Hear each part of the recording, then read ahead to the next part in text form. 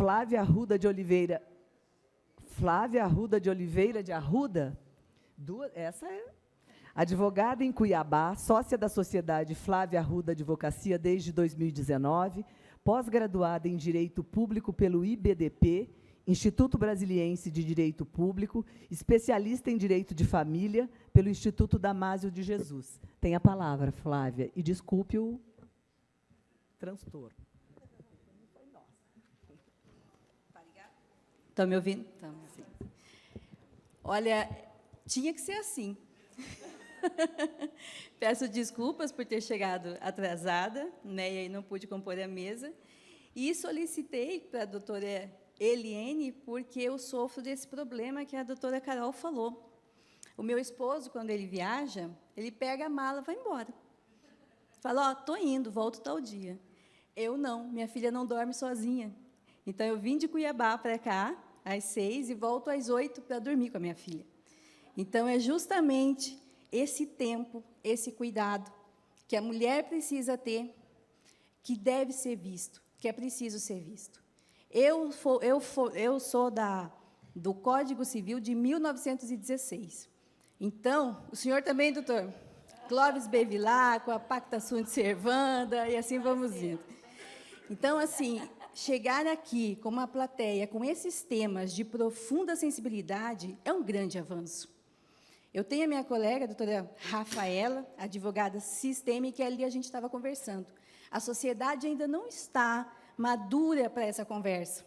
Os nossos clientes, e aí eu falo como a doutora Renata, né? Meu lugar aqui é de advogada, né? Os nossos clientes, eles buscam advogados combativos, eles buscam a briga. Então, como a doutora Dulce falou, é preciso que isso venha da faculdade, como uma mudança de cultura. E como o meu lugar de fala aqui é de advogada, eu peço licença para contar um caso com nomes fictícios, mas que é muito emblemático de todo esse assunto que vocês estão falando aqui. Era uma tarde normal, poderia ser, mas entrou no escritório duas mulheres, uma de 65, Marília, nomes fictícios, e Joana, uma jovem mãe de 32. A briga era uma disputa de guarda. E, veja, nós não estamos aqui falando de pessoas medianas, estou falando de classe AAA, que não é a pilha, é a AAA mesmo, de alto padrão. A mãe era uma pessoa completamente passiva. A criança, na época, tinha 2 anos de idade. Mas a avó, e ela era praticamente a dona da ação, ela queria que o pai sumisse, desaparecesse. Não precisa nem pagar pensão. Se tivesse que ter convivência, que fosse assistida por ela. Então, diante desse cenário, como que nós, advogados, podemos acalmar? Ou eu tinha 2 saídas. Ou eu falava para ela, sinto muito, o que a senhora está falando é ilegal, eu não posso fazer, é impossível, procure alguém. Ou eu trazê-la a uma nova realidade e entender o que aquele caso estava me trazendo. Foi, então, que eu expliquei para ela as regras de guarda compartilhada e coisa e tal, e ela falou, doutora, para mim, é Deus no céu e a senhora na terra, a senhora resolve para mim. Eu odeio quando os clientes falam isso, doutora, porque se eles falam que são Deus no céu e eu na terra, eu sou salvadora, e eu não sou salvadora. E isso é uma questão que nós, colegas, precisamos deixar muito claro. Nós somos colaboradores, nós estamos para orientar da forma técnica, mas não para salvar os nossos clientes ou atuar como pais e mães deles, porque a gente vai emaranhar mais ainda a situação e, no final das contas, o negócio não vai ser bonito. Muito bem, tentei trazê-los para uma conversa, esclareci que ela precisava de uma outra situação, que é o que a doutora falou, que vem o assunto terapêutico, de um mediador, de um conciliador, mas, antes disso, pedi para conversar com o pai, para saber quem é esse monstro que não podia ter acesso ao filho, apenas com assistência da avó, não era da mãe. E aí eu percebi no pai alguém que foi... a mãe morreu, o pai abandonou, e ele conviveu na casa dos 5 tios. Uma pessoa de posses também, lá em Mato Grosso, e que a única coisa que ele queria, meus colegas, era ser pai, a única coisa que ele queria. Ele chorou para mim e falou, doutora, eu quero ser pai. Eu preciso ter reconhecimento do meu filho. Ele precisava de uma valoração. Eu falava, mas o senhor é pai e tal, e o registro, o nascimento? Não, eu quero conviver. Só que aí ele vinha com uma outra visão distorcida da guarda compartilhada, porque ele achava que era horários iguaizinhos. Então, se a mãe tinha 3 dias e 6 horas, ele tinha que ser 3 dias e 6 horas. Se tivesse 1 hora a menos, era briga. Briga, como diz o cuiabano, de foice no escuro. E a avó, por parte dela, tinha uma outra questão, que ela odiava aquele pai, porque ele era um miserável que traiu a filha dela. E a traída estava tranquila na história. Falei, tem caroço nesse angu aqui. Vamos chamar um terapeuta, vamos chamar um psicólogo para saber do que está acontecendo. Reuniões apartadas, e nós entendemos que essa avó veio de uma família bastante tumultuada, sofreu, viu as irmãs mais novas sofrerem assédio do padrasto quando ela tinha 6 anos de idade, e não pôde tomar a frente dessa família por conta da idade, mas convivia com aquilo. Então, a criança ferida dessa mulher, hoje de 65 anos, era de alguém que entendia o homem que traiu a filha dela, segundo ela, nesse meandro nós não entramos, como um monstro. Um monstro que não poderia ter capacidade de cuidar do neto dela. Ele podia ser um abusador. Era o que a criança ferida dela dizia. E, por outro lado, tínhamos uma outra criança ferida. Um homem que queria ser pai, porque não teve o seu perto, isso deve ter sofrido várias situações. Entende? A gente não estava lidando com adultos no processo. O Poder Judiciário, o sistema jurídico, é incapaz de resolver essa situação. Porque aquelas duas pessoas, elas não queriam uma sentença, elas não queriam uma decisão, elas queriam acalmar a criança ferida delas. Não adiantava entrar com processo, Código de Processo Civil, Estatuto da Criança e Adolescente, não interessa. Enquanto nós ali estivéssemos com 2 crianças, eram essas crianças que iriam atuar no processo, e não adultos. Então, foi feito um grande trabalho, bastante interessante. Essas pessoas aceitaram, porque é preciso que eles aceitem. Essas pessoas aceitaram. Viemos para uma conversa, e depois de 30 dias, o acordo foi feito. O acordo foi homologado.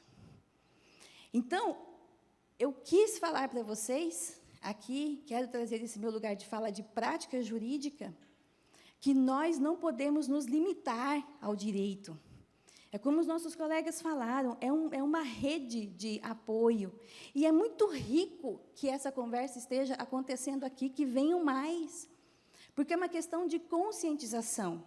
Nós, advogados, precisamos ter a humildade de pedir licença ao papel aqui. Isso aqui já não é mais minha área, eu preciso de um colega para me ajudar a resolver, e não amontoar o judiciário com um monte de processo que não vai ter efetividade.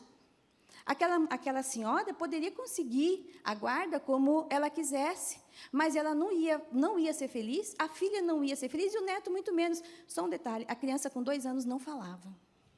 Imagina o nível de beligerância dessa família. Hoje estão todos numa harmonia possível, né? Mas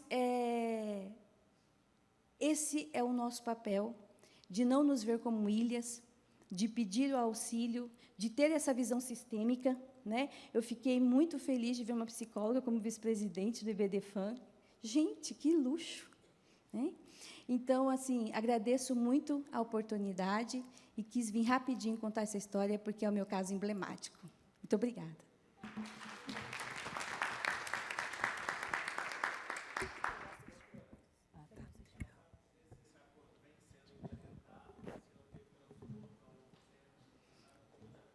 Sim, acompanhe, doutor, porque já teve 2 medidas protetivas. Mas o que importa é que a criança está convivendo. A avó conseguiu sair da história, ela conseguiu ver aquele homem como pai, e não como abusador dela, mas como pai do neto dela, conseguiu respeitá-lo como tal e dar um espaço para ele. Só um detalhe, quando teve as primeiras férias da criança, doutor, a entrega era sábado às 8 horas da manhã. Sábado, às 16 horas da tarde, essa mulher estava me ligando, queria que chamasse a polícia e o camburão para ir pegar a criança. Eu falei, minha senhora, imagina a cena. A criança ainda tinha 2 anos. Então, vamos acalmar. Então, assim, é uma construção, é um passo a passo, nada é milagroso. Eu tenho convicção que essa reunião que teve e esse processo foi um começo de cura de anos para os dois, da família. E eles estão se construindo hoje. E eu acompanho, sigo-os mensalmente e tenho todas as notícias, e na onde vai, a gente vai. Agora que eu sei dessa equipe maravilhosa aqui, eu vou pedir socorro quando precisar. Usou, doutora? Usou, sim. E foi nesse momento que foi bastante emocionante. Ela pediu que eu participasse, o terapeuta concordou, né? E aí, quando ela se viu como aquela criança, quando ela reconheceu que o medo dela não era pelo pai, mas pelo abuso que ela sofreu, que ela viveu, que ela viu, além de sofrer, ela viu, foi bastante emocionante. Foi naquele momento que ela conscientizou e viu que ela estava transferindo para uma outra pessoa, e mais, tanto a avó como o pai, os dois amavam demais aquela criança, o Paulinho. Mas eles não conseguiam vê-lo. Com a constelação, com a justiça restaurativa, eles conseguiram enxergar o neto e a posição disforme em que os dois estavam. Então, eles viram que eles precisavam, aquela ampulheta, aquela taça que a doutora Renata colocou, você precisava mudar o foco. Quando eles mudaram o foco, eles viram que, quando eles mudassem, eles iam fazer com que aquela criança se sentisse segura, amada, e hoje a criança fala tranquilamente, brinca, tem uma vida normal dentro dessas 2 casas e dentro dessas 2 famílias.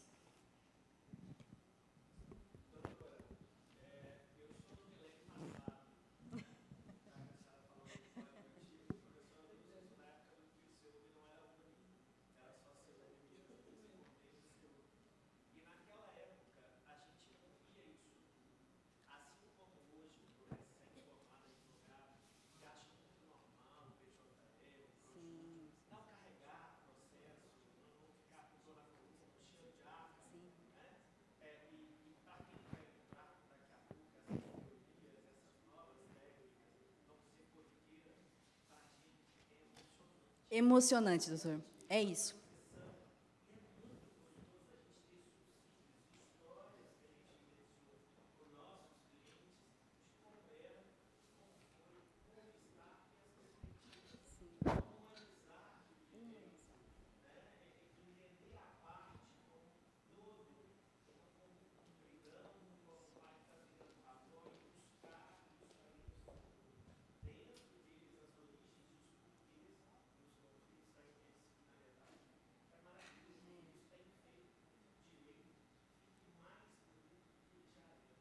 E o direito de família, que eu acho o melhor de todas as áreas, desculpa se tem outros colegas aqui, mas a gente está muito ligado com o sentimental. Os nossos clientes vêm com 80% de carga de sentimento e 20% de razão.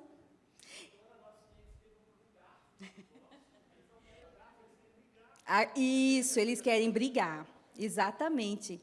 Então, assim, quando a gente vê isso, não é uma avó, não é uma mãe, não é um pai, é uma família inteira com um contexto histórico de muitos anos, e hoje a gente sabe que pode ser de muito além ainda, que vem essa carga, né, que é preciso curar. Enquanto não curar, aquela história que a gente viu lá na faculdade, de paz social, o direito não vai conseguir. Enquanto essas crianças estiverem andando por aí, atuando em processo, a paz social, a pirâmide de Hans Kelsen lá não vai estar equilibrada.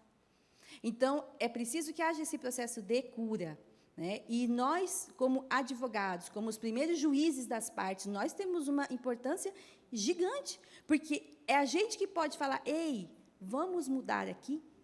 Então, nós temos escolha, ou permanecer essa briga, ou propor uma mudança. Fácil? Não é. Barato? Também não.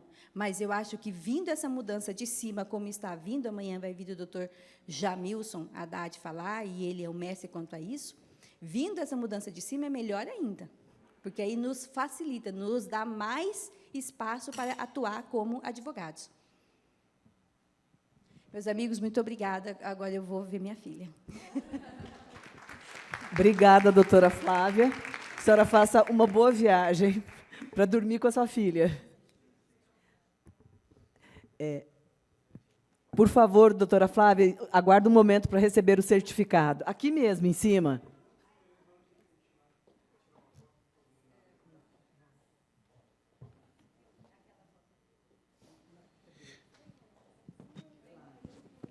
Senhoras e senhores, neste momento, efetuaremos as entregas dos certificados. E, primeiramente, eu gostaria de convidar... Deixa eu só verificar o nome aqui.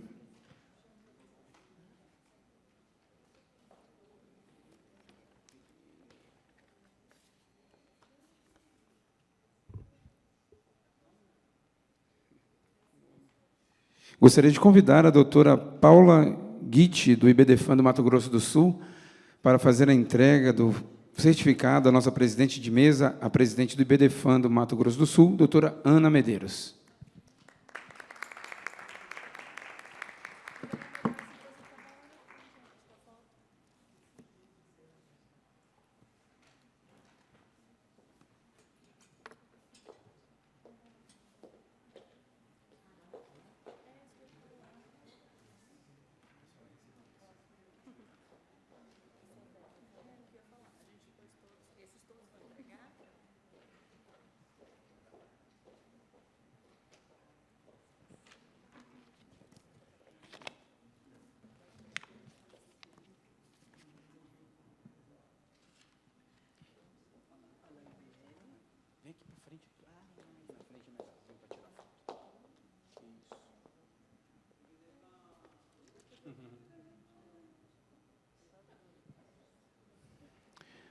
Doutora Ana Medeiros, peço que a senhora permaneça aqui conosco para entregarmos para os nossos palestrantes. Primeiramente, gostaria de convidar a doutora Ana Carolina Sena, presidente do IBDFAN-DF, para receber o seu certificado.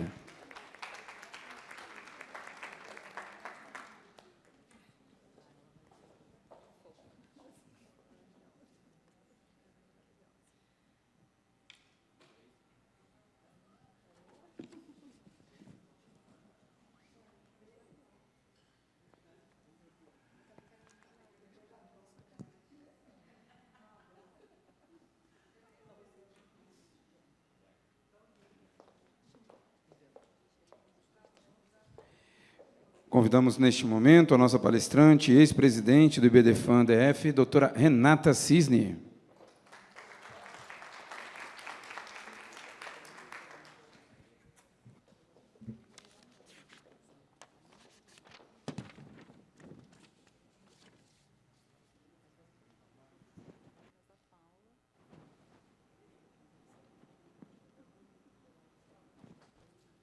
Convidamos, neste momento, o palestrante Dr. Leandro Neves Correia.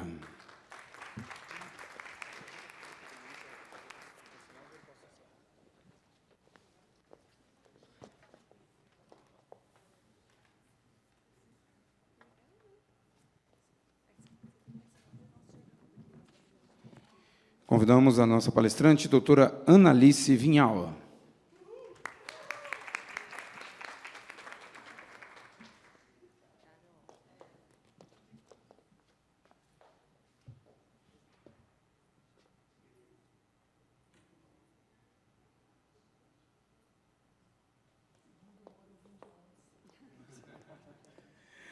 E convidamos a nossa palestrante, doutora Flávia Arruda de Oliveira.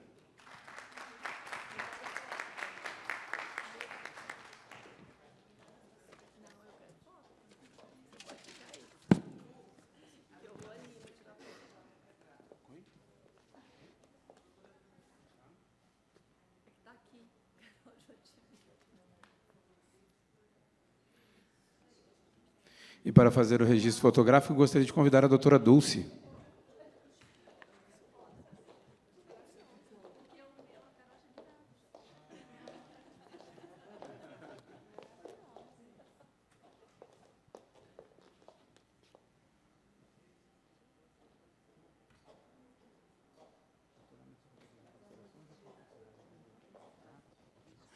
Senhoras e senhores, em nome do Instituto Brasileiro de Direito de Família, agradecemos mais uma vez as presenças de cada um de vocês e aguardamos todos aqui, neste mesmo local, a partir das 9 horas da manhã para o segundo e último dia de congresso. Tenham todos uma boa tarde e muito obrigado.